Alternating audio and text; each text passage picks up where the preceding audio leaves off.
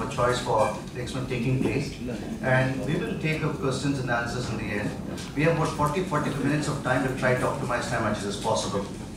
Just to set the context, as you know, as I said in the morning hours also, that the next phase of IT growth in the country is going to come from Tier 2 cities, and from the Karnataka context, even several reports have said that Tier 2 cities such as Mysore offers a lot of opportunities. Even Government of Karnataka has recently, just last month, announced this IT and communication policy of 2011, which talks about developing Tier 2 cities such as Mysore and utilizing the cities like Bangalore as a hub to provide the product and innovation centers which is required to feed the Tier 2 cities. It is in this context what will be important to know how we had a serial entrepreneur like Sudhanva, and he had a very, if I use the word, successful life in Bangalore. And when the entrepreneurial bug hit him way back in 2000, if I may say so, and he chose Mysore as a destination to come and occupy and set up his business here.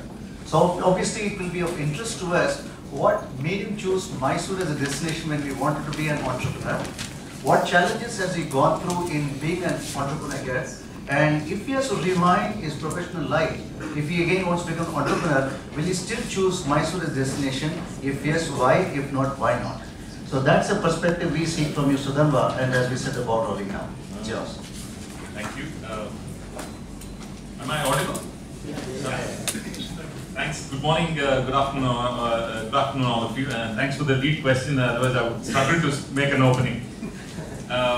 I should admit that, firstly, I was an accidental entrepreneur. So it was not really by design, but more by accident. I should say there's lots of personal and family reasons why I decided to come back to Mysore and set up a business. Probably if Nagarajan was around and Infosys was around when I started, I would have probably got a job with him. We wouldn't have had Excelsoft. Jokes apart, I think at that point in time there were a few, apart from personal reasons, a few key driving factors. There was already a decent exposure to information technology businesses in Mysore. There was Science and Technology Entrepreneurs Park, which was set up in JC, which was primarily to support and promote entrepreneurs in the information technology area. It was quite a foresight. It was supported by the Government of Karnataka, Department of Science and Technology, and also the Ministry of Science and Technology in New Delhi. There were facilities created where you could go and set up incubators. And even today, the incubators are there. There is funding available, like it used to be, from TDP, Technology Development Board. For those of you who are aspiring entrepreneurs and don't know about it, there's a decent amount of initial funding that comes from Technology Development Board, and it's quite swift to get that funding. Post which you can actually go and get a mezzanine funding from TDP. So there was a kind of a ecosystem which had started to evolve, which looked like it would be conducive for somebody like me to set up a business and grow it out of Mysore. Having said that, it's not been a better process. We've had our challenges. We've seen ups and downs. It's when we had to go and make a pitch. Initially, when we started off in Mysore, I wanted to build a product company, a company which is exceedingly good in engineering and known for technology. We obviously focused on overseas markets at that point in time. When you go out and make a pitch and you say you're a company out of Mysore, the first question that used to be asked was, where is Mysore? Bangalore was known as a brand, but not Mysore. So your first challenge is to tell people that Mysore is very close to Bangalore. So sometimes you said it's only an hour away, even though you know 4 hours away. So you kind of want to make it look like it's almost an extended part of Bangalore. And then challenging questions would follow, and there were real challenges. How do you build talent in Mysore? How do you attract talent in Mysore? How do you build mid-level, mid-management talent in Mysore? Would you have senior management capability in Mysore? These are all the right kind of questions customers would ask you, the kind of challenges that one would face as well. So some of these have been key challenges. One, Mysore was not a brand which was associated with technology. If at all, it was a brand associated with tourism and heritage. Mysore, even though has an excellent academic ecosystem, you've got lots of good engineering colleges, lots of good engineering graduates for quite some time coming out of Mysore. Most of them don't tend to stay in Mysore. They go away to Bangalore or elsewhere. So the local talent pool is really not available to local companies. So how do you attract talent from outside? How do you attract and build talent from both within and without? These are difficult challenges. So I'll leave it at that and let you lead with the next question. Yeah, thank you, Sudhanba. If you look at the ICT policies of Government of Karnataka in 2011, they're talking about building a research hub, and hub and spoke as a model is a big time. And they're also saying the entire focus is to be how do we fund the MSMEs, the small and medium enterprises that are available and what we need to do. And obviously, while funds are a challenge, and MSME spirit is also there, how we want to run the enterprises. And your example of how you came and became successful is a very eye-opener. What I would request now Sami to share, because you have been a successful venture capitalist yourself, with lots of focus from Government of Karnataka ICT policy and MSMEs being growing in Mysore region. What is it to look for before you decide to fund or not to fund? Thanks, KSV. So, since the topic here is how can an IT and a BPO ecosystem be built up in Mysore, clearly I see signs that it's already beginning to happen. But I'm going to give you the perspective from the entrepreneurial and venture capital side. So clearly, in Bangalore, my sense is, I heard a figure of 283 companies. I don't think that's right.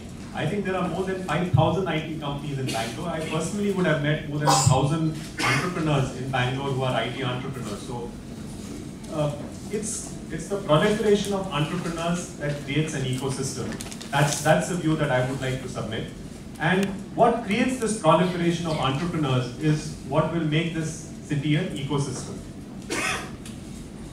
And one of the things that makes or helps entrepreneurs when they become entrepreneurs and helps them to succeed is the fact that you have people like Wipro, Infosys, etc., who are training your potential employees for you and you're not paying for it. Now I know the sponsors are Wipro and Infosys. These are wrong things to say in this room, but that's a fact of life.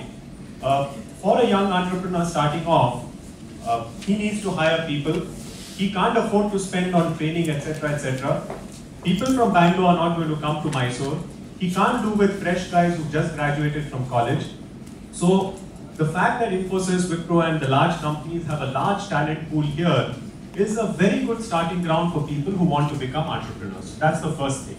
The second is you need money. One of the big, and in India, venture capital is in short supply. India is a place where there is more demand than supply of early stage capital. But having said that, what most VCs who are present in cities are saying is that there is a concentration of money trying to chase very few deals. So you're finding that the same entrepreneurs are being circled around by most VCs, and the rest of the entrepreneurs you think are not worthwhile to fund. And so I would say certainly for inventors and for most of the other VCs that operate in larger cities, they are very actively looking for entrepreneurs outside of the cities they operate. Kanwal, so I should have introduced Inventus very quickly. Let me pause and then come back. So Inventus is a venture capital fund. It's an early stage technology focused fund. We've been investing for the last 3.5 years. We made 14 investments so far. We have 7 companies invested in India. We are US-India cross-border fund, and we have 7 companies invested in the US. So Kanwal Rekhi is one of our partners, and what he's been doing, he's been a pioneering entrepreneur in the US, has been coming back to India very often trying to promote entrepreneurship here. And he has been making visits to all the tier 2 cities. So Bhubaneswar, Hubli, Nasik, Nagpur, Chandigarh, Kanpur, all these tier 2 cities, giving this whole talk on entrepreneurship. And we are very actively following what happens in terms of entrepreneurs we meet there. We haven't yet invested in one in the smaller cities. We of course invested in Pune and Chennai. But clearly, VCs are looking to fund people irrespective of their geography. And as Sudhanva said, Mysore is just an hour away. So why should we not, look at companies here? So the talent base is getting formed in the larger companies. So entrepreneurs who are thinking of becoming entrepreneurs should find it easier to recruit trained manpower. Venture capitalists are looking to invest not just in the cities they operate, but are looking at tier 2 towns to invest in. And you have facilities like the TBI, the incubators and so on, which give you a stepping stone to start. So I think all the elements of the ecosystem or elements required to form an ecosystem are falling into place in my view. So we're just building on. So what would be the top 3 issues you look into before deciding, hey, the segment is good, the sector is good, the geography is good? What would be the top 3 criteria? What do you find that before deciding? So I think irrespective of the geography, the biggest criteria we look at is the entrepreneur himself or the entrepreneurial team. 60 to 70% of the investment decision is based on the background of the entrepreneur. What has he done before? What are his qualities? Does he have the passion, commitment, dedication, etc. to his venture? Does he have the risk-taking ability? Is he still working in Infosys but saying, if you fund me, I will come out? That's a negative.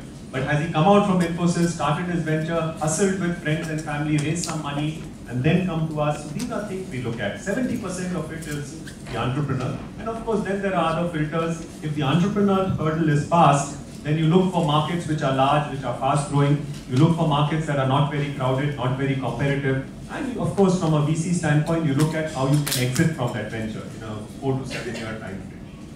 If it is not confidential, would you like to share your experience of any successful entrepreneurs in terms of how did you go about the process of identifying a selection?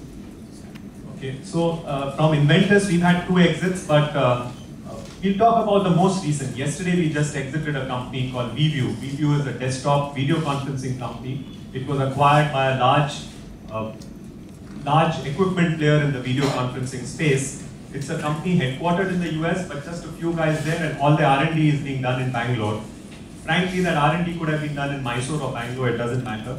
We actually found that guy in Bangalore. So we were at an event like this, and someone from that company came up to us and said, you know, I work for this company, this is what it does.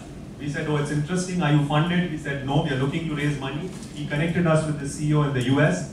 We had multiple rounds of discussion, it went through the process. Finally, we ended up making the investment. And in 2 years and 2 months' time, we've had a very good return on that investment already.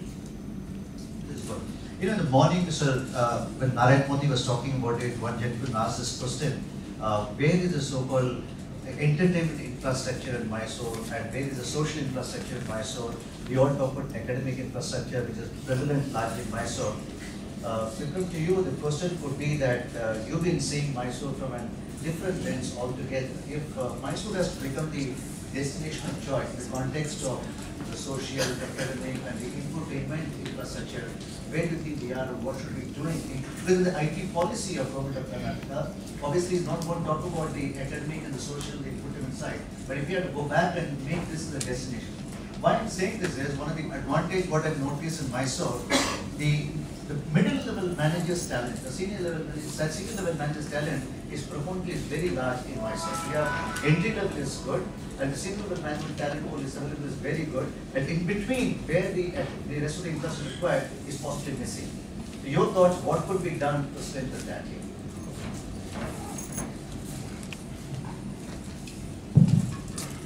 Hi. Introduce yourself. Yeah, my name is Vikram Mutana. I run a newspaper in Mysore called Star of Mysore. And it's an IT panel, so I'm surprised I'm even invited here. But I'll try to be a sociologist, but instead of a journalist. But anyways, I just took a printout of the Karnataka IT policy this morning because I think after 2007 I didn't see that they had a policy as such. And there's a lot of mention of NASCOM, so I guess you guys are really pushing it. But as far as Mysore is concerned, Mysore has always been a transit city. And now all the more so, because on weekends, people come to Mysore, see the palace and then go to Coorg. So we are a transit city, and then before that used to be a pensioners' paradise. And your mid-level management could be a cause of that, because Mysore as such is a good place to live once you plan to settle down and you have children and things like that. I think the best thing for Mysore would be for the big guys to come in first, instead of the entrepreneurs. That would be the biggest boost that Mysore IT could have. That we have bigger companies coming to Mysore with say like 400, 500 employees and setting up place here. And when that happens, I'm sure entrepreneurship also is going to pick up. Because you have a talent pool and then you also have a safety net and intellectual prowess that is necessary for that ecosystem. And once the big guys come, automatically the population increases, the system develops. We already have malls coming up, we have layouts coming up, and right now, unfortunately, the real estate value is gone up, nothing much else. But it is going to improve, and once people start coming in. But I think here policy matters because Mysore, I feel, has been neglected. People like to talk about Mysore as the second tier city, the next city in Karnataka, but it's not true because if you look at your IT policy, it's not really geared towards. They do mention Mysore, but then they have promised 10,000 acres near the Bangalore airport and Dodballapur. I mean, if they really like Mysore so much, let's have a city in Mysore. Why are you going to Dodballapur? You know, and there's another here. There's a fund called Karnataka State Information Technology Venture Fund. I mean, yeah, it's been there for a while. Yeah? I don't know how much it's picked up. I heard of it in the late 90s when I was in Bangalore, but they're doing a better job than these guys. So obviously, policies. So the policy, NASSCOM has to push government not only to make policy but follow through with the policy. Because I know I have a friend Rajesh Kuttekar who's right here and he's been running a successful company. I'm sure he'll do much better if he had the proper infrastructure and very important thing in the policy, the opening statement says unbureaucratized system. That is the intention of this policy. Now I don't know how far you guys can push it, but if you ask any entrepreneur here, he will tell you there is still a long way to go before you get the. But as far as Mysore is concerned, yes, we can be a IT center, but if they had made Bidaki a point, maybe Bangalore would have grown towards Mysore. That would have been the best thing, that Bangalore growing towards Mysore. But now Mysore growing towards Bangalore and joining somewhere in the middle is a difficult proposition. But as such, as an independent city which can handle some level of IT turnover, I think we have a chance. And for that, we need the big boys to come into town first, before we expect entrepreneurs like Rajesh Kuttekar or Sudhanva to. And luckily for these young entrepreneurs, at least Sudhanva, I remember, there was STEP, which is in JC, which was a fantastic incubation center. But after that, there is nothing else in Mysore for an IT entrepreneur. And the other thing what happens is we are not having too many events here. So the exposure that a Mysore IT guy has is so much less. The exposure to venture capitalists and but hopefully that will change, that all you people have come to Mysore and see. I think it's the second program NASSCOM is having in Mysore. So as okay. But my point I'm trying to make is Mysore is growing and there is potential, definitely. We have a lot of colleges and another reason I say that big companies should come is when they come with a mid-level management that is already looking to settle down and have a steady lifestyle. And Mysore provides that beautifully. And that is why if you see now in Mysore, you see a lot of people are staying back in Mysore. And at some point after middle management, you tend to become an entrepreneur.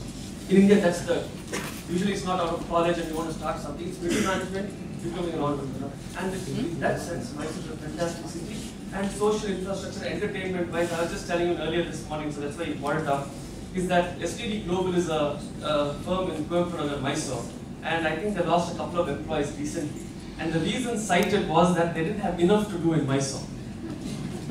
Now that they had the experience in Mysore, they don't have enough to do in Mysore, so they're all gone to Bangalore.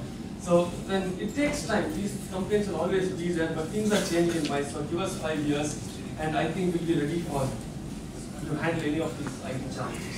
I think it was a good point you made. I was talking to some of the colleagues from Mysore here. They said last time an event like this took place was in 2002 or 2003.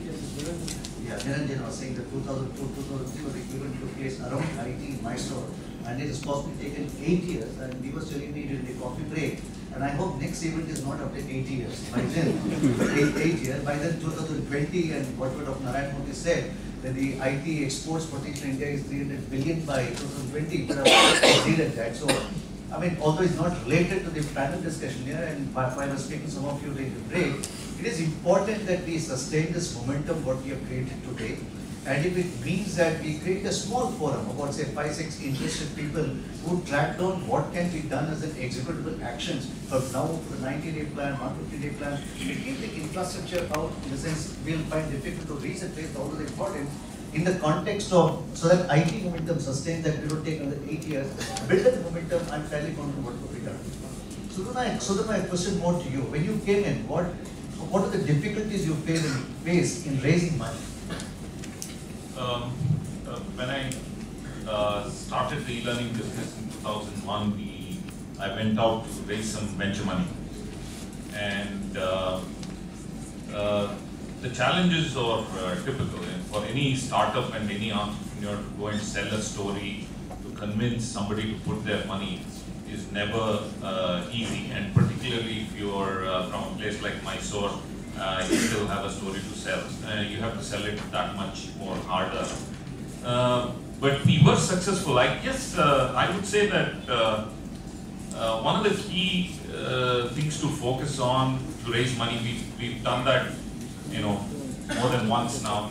We also gave a fairly big exit to the first investor, delivering 55 times return on their investment. I would say the first and the foremost thing is to focus on business fundamentals.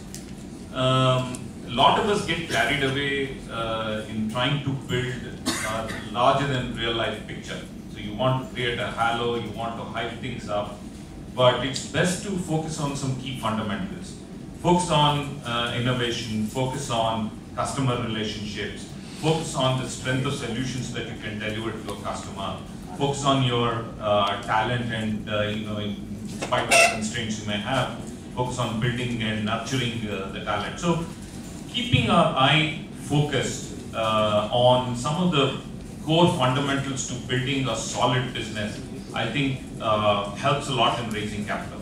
While great business plan is a business plan, projections are projections. I think an entrepreneur will understand that if I am saying this is the percentage of growth, this is going to be my revenues 5 years from now, this is going to be the my profitability 5 years from now. It's fine, I'm sure there is a logic and we can put a story to kind of substantiate that.